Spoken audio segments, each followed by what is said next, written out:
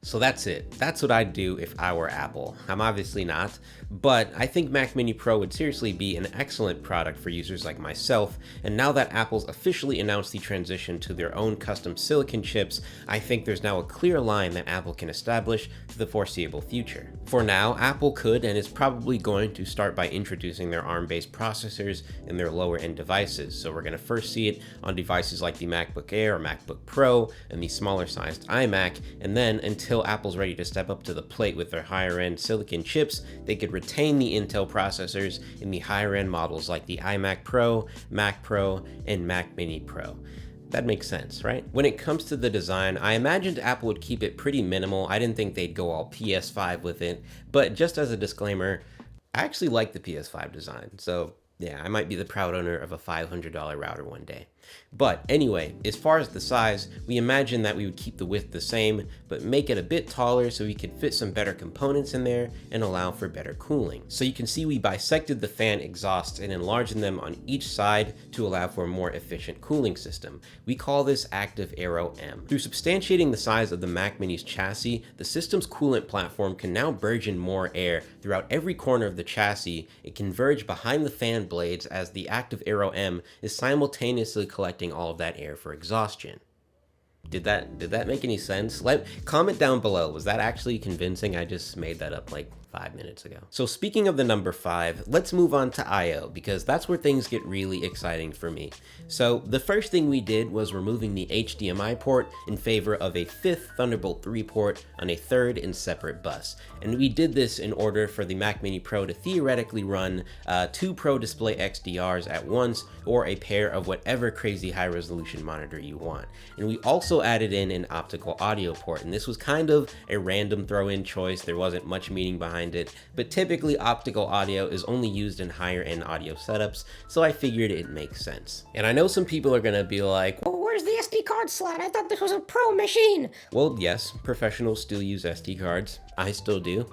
But when you really think about it, anyone using a camera ranging from like the $2,000 to $20,000 price point, especially a cinema camera, they're using now either CFast cards or SSDs or some proprietary nonsense like that.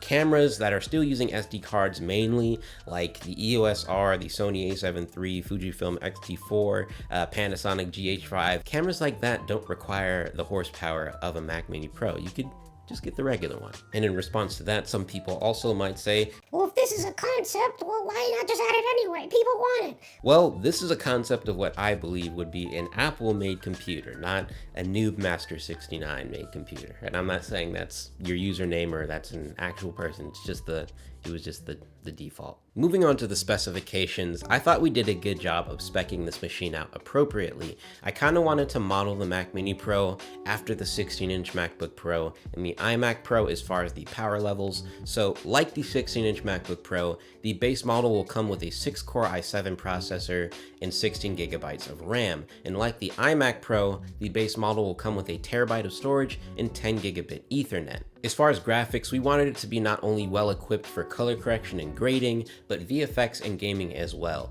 So the base model will come stock with a 4GB 5700M, and you'll have the option to spec that up to an 8GB version with Apple's insanely fast, high bandwidth HBM2 memory. The idea is that this card would slightly outpace the new HBM2 5600M in the 16-inch MacBook Pro. So a fully spec'd out Mac Mini Pro would feature an 8-core 10th gen i9 processor, 128 gigabytes of RAM, a 4TB SSD, 10 gigabit Ethernet, and an 8 gigabyte HBM2 AMD 5700M graphics card. Sounds like a monster to me. As far as pricing, the Mini Pro would start at $2099 and a fully spec'd out model would cost a little over $4,000. So that's still cheaper than a fully spec'd out 16-inch MacBook Pro and cheaper than a base model 5K iMac Pro. And comparatively, you're getting a whole lot of performance for the money. So that's the Mac Mini Pro. I don't think this will ever exist, but it sure would be cool. Big thanks to Alek. He truly helped me bring this concept video to life. And if not for him, this video probably would have looked like this. But yeah, make sure to check out his socials. They will be in the description down below. But that's about it. If you want to see more content like this, more concept videos like this perhaps, make sure to hit that like button and subscribe to see more videos from me in the future. Thank you all for watching. Make sure to be nice to your mother, and I'll talk to you in the next one, hopefully pretty soon.